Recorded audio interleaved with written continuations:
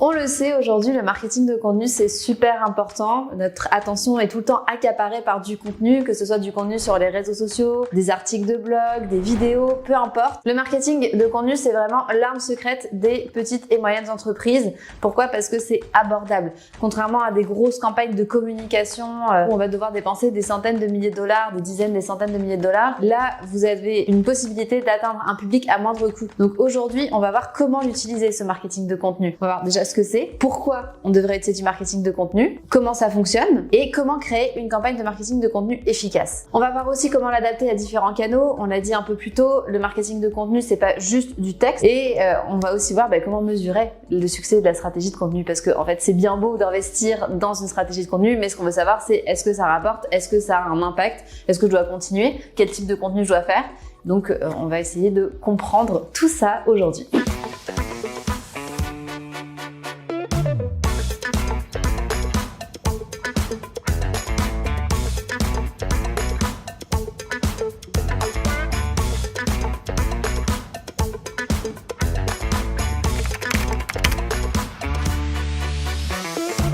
Le marketing de contenu, c'est quoi? C'est une stratégie en fait où on va créer du contenu dans un but de attirer et fidéliser une clientèle. Donc on est vraiment dans une stratégie où en fonction de où est rendu l'internaute dans son processus d'achat, est-ce qu'il est en découverte, est-ce qu'il est prêt à acheter maintenant, on ne va pas diffuser le même contenu. Votre objectif quand vous faites une stratégie de contenu, c'est vraiment de transformer des visiteurs en clients. Surtout que là, on va surtout parler de contenu sur le web. Généralement, les gens, quand ils vont convertir, c'est parce qu'ils vont avoir été exposés à du contenu, ou ils vont avoir identifié un besoin, et donc là, en voyant votre site, votre publicité, peu importe quoi, ils vont se dire, ah bah tiens, cette entreprise va pouvoir répondre à mon besoin, et donc je vais devenir client de cette entreprise, tout simplement. Et donc on veut être là au bon moment, afficher le contenu au bon moment pour justement que l'internaute vous choisisse vous plutôt qu'un de vos concurrents. Vous l'aurez compris, le marketing du contenu, c'est pas juste du texte, ça peut être des podcasts, des balados, des vidéos, du contenu sur les réseaux sociaux, des images, des publications écrites, des carousels, des articles de blog, enfin bref, vous avez l'embarras du choix quand il s'agit de marketing de contenu. Pourquoi le marketing de contenu, c'est important? Donc, je vous l'ai dit déjà, ça va vous permettre d'être affiché, enfin d'être présent auprès de votre clientèle à un coût modique, donc ça c'est un bon avantage. Mais surtout, on voit que les stratégies de contenu amènent des résultats. Par exemple, si on parle en termes de contenu textuel et notamment de SEO, on sait que la réactualisation d'articles de blog peut amener une augmentation de contenu de l'ordre de plus de 100%. Donc vous pouvez doubler le trafic que vous recevez de la part de Google sur votre contenu, rien qu'en réactualisant votre contenu. Là, on parle même pas d'en créer. Donc imaginez quand vous commencez de zéro, vous n'êtes pas là, personne ne vous connaît, on ne peut pas vous trouver, et que vous créez du contenu. Alors imaginez après si vous le réactualisez, c'est encore plus magique. Mais en tout cas, juste pour vous montrer que ça a un impact qui est majeur sur le nombre de personnes qui vont visiter votre site web. Mais le marketing de contenu, c'est pas juste le SEO. Les stratégies de marketing de contenu peuvent être aussi utilisées en publicité. Et en fait, on voit qu'on a des résultats qui sont bien plus importants en publicité quand on comprend le parcours d'achat du consommateur et qu'on adapte nos messages en fonction des différentes étapes du parcours d'achat. Et c'est normal en fait quand on y pense, parce que si vous savez même pas que vous avez besoin d'une nouvelle paire de chaussures, on peut effectivement vous afficher des publicités pour vous montrer que vous avez besoin d'une chaussure. On va prendre l'exemple d'une chaussure de running par exemple, de course à pied. Si vous savez pas trop que vous en avez besoin, vous n'allez pas acheter une chaussure. Parfois, on va plutôt vous montrer, ah tiens, regardez ce nouveau modèle de chaussures de running. Je sais que toi, tu fais de la course à pied parce que, évidemment, Facebook sait qu'on fait de la course à pied. Tout est toujours enregistré, on est traqué. Donc, sache que j'ai un produit innovant, une nouvelle façon de construire ma chaussure de course à pied. Je te la présente et là, tiens, mais c'est vrai que peut-être que je courrais vachement mieux ou peut-être même vachement plus souvent avec des nouvelles chaussures. Et donc là, on commence à magasiner les chaussures. Après, on va comprendre les avantages d'avoir ces chaussures-là. Et tiens, où est-ce que je peux acheter ces chaussures-là? Et donc, en fonction des différentes étapes, on adapte le message, ce qui fait que inévitablement, on a de bien meilleures performances avec les campagnes publicitaires. L'autre chose, c'est que le marketing de contenu va vous permettre de gagner en crédibilité et de avoir une relation de confiance en fait avec votre internaute. Parce que si vous êtes présent dans toutes ces décisions d'achat, tiens, oui, je sais qu'à chaque fois, telle compagnie, à chaque fois que j'en ai besoin, il m'amène le bon message au bon moment. Ça peut être aussi par courriel, on n'en a pas trop parlé, mais le marketing par courriel, c'est quelque chose qui est extrêmement efficace. et c'est une stratégie de contenu, de marketing de contenu. Concrètement, comment créer une stratégie de contenu efficace? Donc déjà, il faut comprendre les 3 étapes principales que j'ai déjà évoquées, mais je veux juste les répéter pour être sûr qu'on soit bien en phase. La première, ça va être la notoriété. Vous voulez vous faire connaître, vous voulez même que la personne se rende compte qu'elle a un besoin.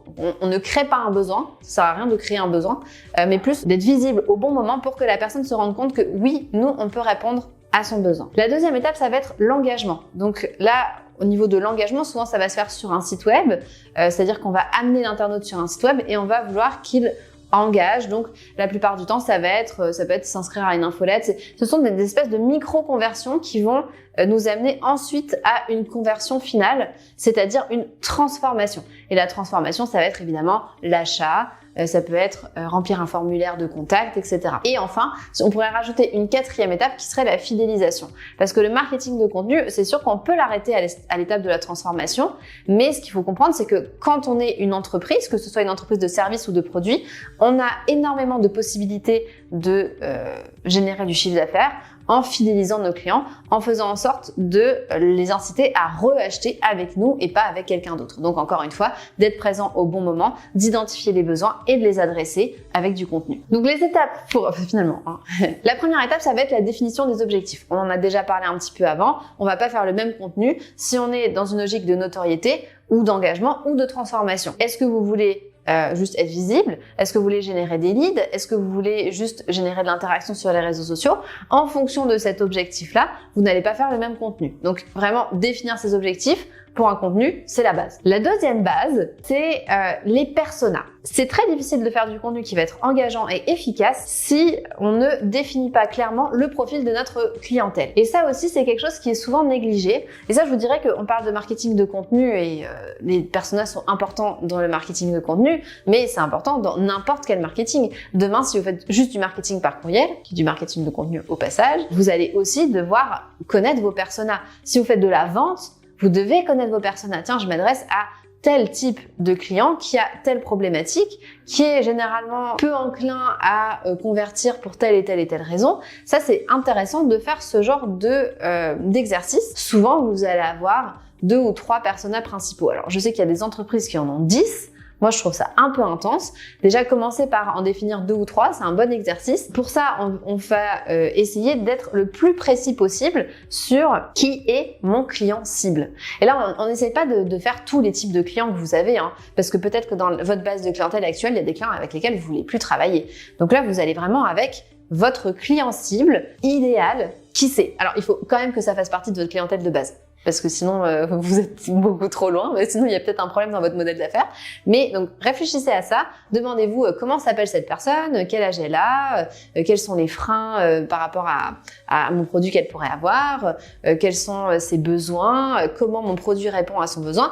Donc, par exemple, si on reprend l'exemple de la chaussure de course, ça va être mon exemple de la vidéo, j'ai l'impression. Ça peut être une personne qui se dit, bah tiens, moi je veux une chaussure de course qui est extrêmement légère et pratique. Et une autre, ça pourrait être, bah moi j'ai vraiment besoin qu'elle soit jolie. Donc, c'est pas du tout la même chose et on va pas du tout adresser le même message aux différentes personnes. Ensuite, ce qui est super important, c'est de faire une étude de marché, une analyse concurrentielle. Que font vos concurrents?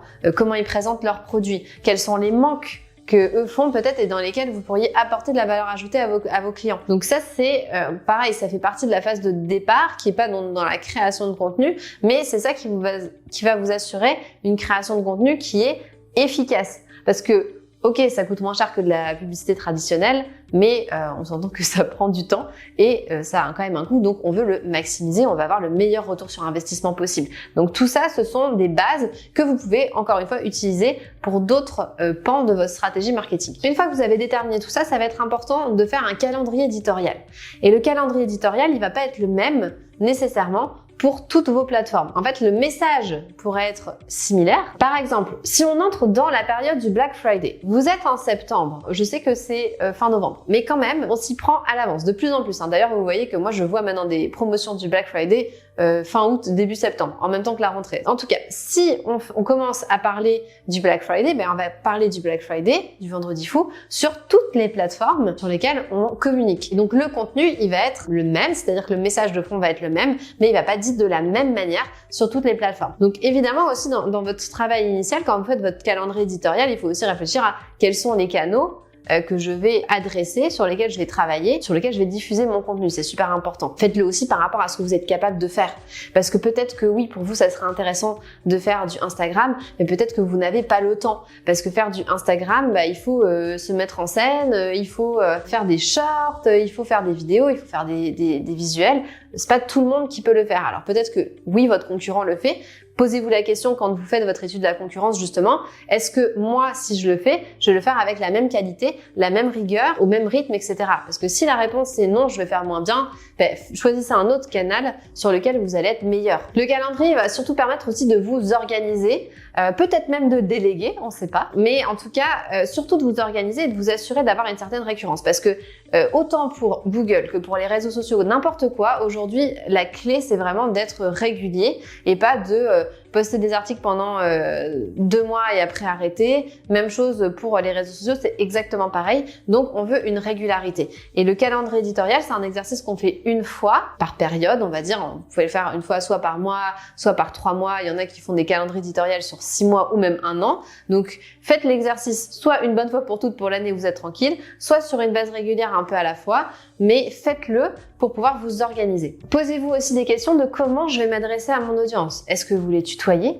Est-ce que vous les vouvoyez? Quelles sont les couleurs, par exemple, que vous allez utiliser pour votre marketing de contenu? Est-ce que c'est pas trop agressif? Enfin, tout ça, c'est des choses qui sont importantes à réfléchir avant, parce que une fois que c'est fait, vous n'avez plus qu'à dérouler en fait. C'est beaucoup plus simple, c'est beaucoup plus rapide, c'est beaucoup moins prise de tête et c'est ça qui va vous permettre de continuer sur le long terme. Posez-vous aussi la question du ton de vos contenus. Est-ce que c'est décontracté, sérieux, humoristique? Ça aussi, c'est quelque chose qui est important de faire. Encore une fois, vous n'êtes pas obligé d'adopter le même ton sur tous les réseaux. Si vous faites du marketing de contenu sur LinkedIn, peut-être que vous allez être plus sérieux que si vous faites du marketing de contenu sur Instagram ou sur TikTok. Après, ça peut être aussi la même chose, hein. C'est pas obligé d'être différent, mais ça peut. Et une fois que vous avez fait tout ça, évidemment, il faut promouvoir le contenu, donc vous le publiez et vous en faites la promotion. Donc évidemment, sur tout ce qui, sur les réseaux sociaux notamment, vous avez la possibilité de publier votre contenu et de le sponsoriser. Donc ça vaut la peine de le faire, surtout si vous en êtes au début de votre stratégie de marketing de contenu, que vous n'avez pas encore une énorme audience, une énorme crédibilité. Ça vaut la peine de booster votre contenu, donc d'avoir un petit budget publicitaire pour justement qu'il soit vu un maximum de personnes. Et ce qui est intéressant, c'est que vous n'êtes pas obligé de sponsoriser tout votre contenu. En fonction de vos messages justement et de où vous en êtes rendu, si c'est justement de la notoriété ou de l'engagement ou de la conversion, vous n'êtes pas obligé d'aller mettre le même budget à chaque étape. Peut-être vous allez en mettre un peu plus sur la conversion. Les différents canaux sur lesquels faire du marketing de contenu, on l'a déjà abordé un peu tout au long de la vidéo, je vais juste les répéter. Évidemment, vous avez tout ce qui est SEO, donc là on va être plus sur du contenu textuel. Bien que le contenu textuel aujourd'hui, s'il est enrichi, c'est encore mieux. Par exemple, si vous allez sur nos articles, vous verrez que on a non seulement du contenu textuel, mais on a aussi des vidéos, des images, des schémas, des tableaux. Tout ça, c'est à l'intérieur d'un seul article. Donc évidemment, c'est énormément de travail de faire ça, mais c'est ça qui apporte énormément de valeur ajoutée et qui est valorisé par Google. Vous avez aussi évidemment le marketing de contenu sur les réseaux sociaux. Donc là, réseaux sociaux, je compte YouTube dedans. C'est un réseau social de toute façon, mais vous avez autant Facebook, Instagram, LinkedIn, TikTok. Vous voyez que c'est pas du tout le même type de contenu, hein. D'un côté, vous avez du contenu vidéo, d'un côté, vous avez plus du contenu professionnel, parfois vous avez du contenu plus image, short, vidéo, etc. Donc, tout ça fait que vous allez adapter d'une manière différente votre stratégie. Si vous faites votre persona, vous saurez aussi quels sont les canaux les plus importants pour vous. Évidemment, en fonction de votre industrie, Instagram peut être plus pertinent que LinkedIn ou l'inverse. Après, on a tout ce qui est marketing par courriel. Donc, le marketing par courriel, évidemment, c'est du contenu. Là, on est beaucoup sur du contenu textuel. Et encore une fois, vous avez énormément de possibilités avec le marketing par courriel. Si vous vendez des produits, vous pouvez soit envoyer de l'information sur votre entreprise, ses valeurs. Vous pouvez aussi envoyer des informations sur des produits connexes à ce qui a déjà été acheté. Et ça, c'est du contenu aussi, mais ça sera pas du tout le même type de contenu. Idéalement, quel contenu il faudrait faire en particulier? Moi, je vous dirais, il faut tout faire. C'est sûr. Parce que vous avez forcément un concurrent à un moment donné qui va peut-être tout faire. Évidemment, ça prend du temps, ça coûte de l'argent. Donc, il faut établir des priorités. Mais si vous avez la possibilité, faites-le. Et si vous n'avez pas la possibilité tout de suite, commencez par quelque chose et quand vous voyez que ça fonctionne, gardez-vous un budget pour réinvestir dans votre marketing. Parce que, évidemment à un moment donné, vous allez avoir besoin de croître. C'est souvent comme ça, les entreprises, hein. On aimerait ne pas avoir toujours besoin de croître. Bon, les choses font que souvent, on a besoin. Donc, si vous en avez besoin, attendez pas d'être dans une situation où c'est absolument nécessaire et réinvestissez dans votre marketing pour peaufiner votre stratégie. Pour mesurer le succès de votre stratégie de marketing de contenu, alors évidemment, ça va dépendre de quel type de marketing de contenu vous faites. Si jamais vous faites plus du SEO ou qu'en tout cas une partie de votre stratégie de marketing de contenu concerne le SEO, là, vous allez avoir besoin de tous les outils qui permettent de mesurer la qualité de votre contenu. Donc là, vous avez évidemment tout ce qui est Google Analytics. Vous avez aussi Google Search Console où Google va être en mesure de vous donner des recommandations par rapport à votre contenu sur les moteurs de recherche. Vous avez aussi, si vous faites plus tout ce qui est publicité sur les réseaux sociaux ou juste stratégie de réseaux sociaux sans forcément mettre de budget publicitaire, là vous avez évidemment tous les outils Analytics qui sont intégrés dans les réseaux sociaux. Moi, ce que je vous recommande dans tous les cas, c'est de bien paramétrer les conversions. Parce que le but, c'est pas juste d'avoir un nombre de vues ou un nombre de visiteurs sur son site, etc. Le but, c'est de se dire, ok, est-ce que le contenu que j'ai fait, il convertit? Encore une fois, ça, c'est si jamais il correspond à la phase de conversion. Si on est dans une phase de notoriété, peut-être que là, effectivement, on va plus mesurer le nombre de vues, le nombre de likes, si on est sur les réseaux sociaux, etc. ou juste le nombre de visites. Mais par exemple, même pour un article de blog, si on est dans une phase de notoriété pour l'article de blog, eh bien peut-être que là, la conversion, ça va pas être une prise de contact ou un achat, mais ça va être est-ce que la personne, elle allait visiter telle ou telle page clé. Donc effectivement, la stratégie de contenu est super importante pour savoir si vous mettez vos efforts au bon endroit et votre budget au bon endroit également. Et surtout, est-ce que vous continuez tout simplement? Est-ce que vous continuez à faire du marketing de contenu? Est-ce que ça vaut la peine pour vous? Normalement, la réponse devrait être oui. Mais c'est pas le cas pour toutes les entreprises à 100%, mais je vous dirais quand même que 95% des entreprises ont un intérêt à faire du marketing de contenu. Dans les indicateurs clés que vous pouvez suivre, vous avez le taux d'engagement. Donc ça, encore une fois, c'est plus si vous êtes dans une phase de notoriété. Les conversions qui sont réalisées quand vous êtes dans une phase de transformation. Le temps passé sur vos pages. Donc ça, c'est plus pour voir justement est-ce que les internautes accrochent sur votre contenu. Alors, on peut aussi voir jusqu'où ils se rendent. Quand vous avez des articles qui sont très longs, oui, ok, même si la personne a passé 2 minutes, 3 minutes sur votre page, est-ce qu'elle s'est arrêtée en haut? Est-ce qu'elle est tout en bas? On ne sait pas. Le taux de rebond, bien que le taux de rebond, il faut quand même faire attention à comment on l'interprète. À ce sujet, on a aussi fait une vidéo sur laquelle je vous encourage à aller voir justement tous les tenants et aboutissants du taux de rebond. Et vous pouvez aussi voir justement la part de visite qui vient de l'organique, la part de visite qui vient des réseaux sociaux et le taux de conversion à chaque fois. Donc tout ça, vous pouvez le faire sur Google Analytics. Qui est une solution qui est gratuite. Moi, je vous encourage vivement à l'utiliser, à la paramétrer. Prenez le temps de le faire, hein. Vous pouvez le faire par vous-même aussi, ça peut être un peu long d'apprendre le tout, mais ça vaut la peine pour savoir justement si vous investissez votre temps et votre argent au bon endroit. Merci beaucoup de m'avoir écouté jusqu'au bout, c'était une vidéo qui était longue. N'hésitez pas à vous abonner, à mettre un commentaire, à nous envoyer de la force, une mention j'aime. On aime ça, ça nous fait plaisir, ça nous encourage à continuer. Donc, merci beaucoup!